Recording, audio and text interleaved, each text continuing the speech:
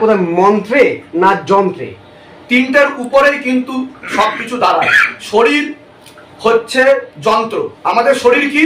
আমাদের শরীর হচ্ছে যন্ত্র, ঠিক আছে? আর তন্ত্র কি? তন্ত্র হচ্ছে আত্মা, আর তার যে প্রতিফলন, তার মাধ্যমে যে শক্তি চালনা হয় সেটা হচ্ছে কি? তন্ত্র, মন্ত্র, যন্ত্র, এই তিনটের মাধ্যমে, ঠিক আছে? তো এটার মাধ্যমেই কিন্তু সবকিছু পরিস্ফুটিত হয়। এই তিনটে ছাড়া, একটা ছাড়া কিন্তু দুটো অসম্পূর্ণ। এই একটা ছাড়া, যেরকম ব্রহ্মা বিষ্ণু মহেশ্বর, সেরকমই তন্ত্র, মন্ত্র, যন্ত্র, একটা ছাড়া আরেকটা অসম্পূর্ণ। এটা কিন্তু সকলকে বুঝতে হবে। আর এটা হচ্ছে সব থেকে বড় বিজ্ঞান। এর ঊর্ধ্বে কোনো বিজ্ঞান নেই, ছিল না, থাকবেও না।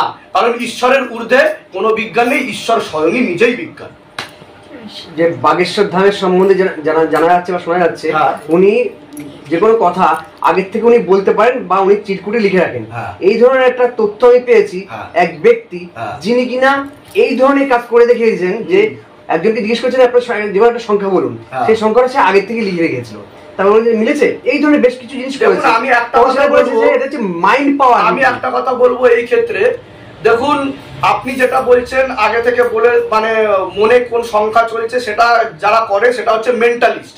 তাদের কোনো সিদ্ধি বা শক্তি নেই। তারা সাইকোলজি নিয়ে পড়াশুনো করেছে এবং সাইকোলজি নিয়ে, সেই তত্ত্ব নিয়ে কিন্তু তারা ঘাটাঘাটি করেছে বা রিসার্চ করেছে।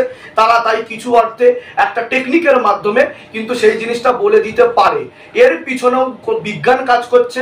কিন্তু আপনি যখন বাগেশ্বর ধামের কথা বললেন বা অন্য কোনো সিদ্ধ পীঠের কথা যখন বলছেন, তার হয়ে যখন কোনো মহাপুরুষ বা কোনো সিদ্ধ পুরুষ কাজ করে, তখন তাদের পিছনে কিন্তু বড় বড় সিদ্ধি কাজ করে। যিনি ধীরেন্দ্র কৃষ্ণ শাস্ত্রী আছে, উনি কাবিলে তারিফ। আমি একটাই কথা বলবো, উনি সাধনা করেছেন, তপস্যা করেছেন, এটা এবং এক জন্মের ফল কিন্তু উনি পায়নি।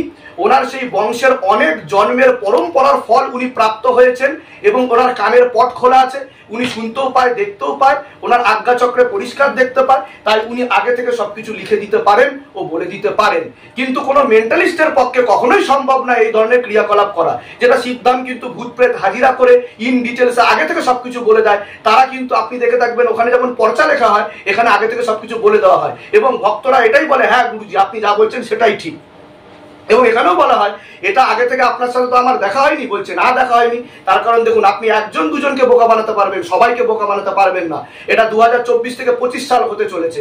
আর মেন্টালিস্টের একটা মাত্রা থাকে, লিমিট থাকে। তারা কাউকে কোনোদিনও সুস্থ করে তুলতে পারে না। তাদেরকে বলা হয় ম্যাজিশিয়ান, বেসিক ম্যাজিশিয়ান বলা হয় তাদেরকে। তারা প্রপার ম্যাজিশিয়ান না, ম্যাজিশিয়ানও নয়। তো ম্যাজিশিয়ান আলাদা, মেন্টালিস্ট আলাদা। এবং যারা সিদ্ধ পুরুষ হয় তারা কিন্তু সম্পূর্ণ সিদ্ধির মাধ্যমে সকলের উপর তাদের কৃপাটা দিয়ে দেয়। তারা মাধ্যম একটা, মিডিয়াম একটা। তারা কিন্তু স্বয়ং ঈশ্বর নয়, তারা ঈশ্বরের মাধ্যমে সবার উপর কৃপা বর্ষিত করে।